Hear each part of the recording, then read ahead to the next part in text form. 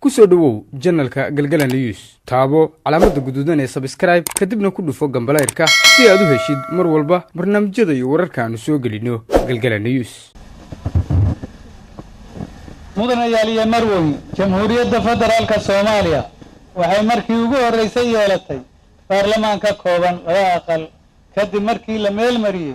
dastuurka federaalka ku meel gaarka bishii August 2012 haddaba xilliga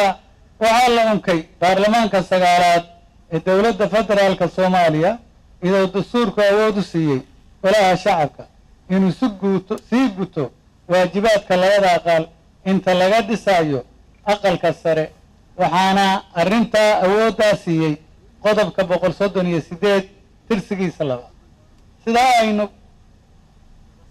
sidaas ayuuna golaha shacabku ku shaqeynayay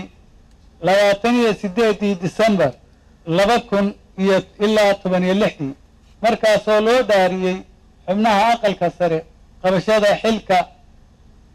baarlamaanka federaalka Soomaaliya ee aqalka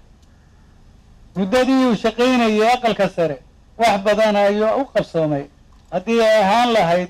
dhanka sharci dejinta ama dhismaha gudihiisa isla markaana waxaa soo ifbaxay caqabado horyaaminaya habsami u socodka howlaha aqalka ugu horseedayo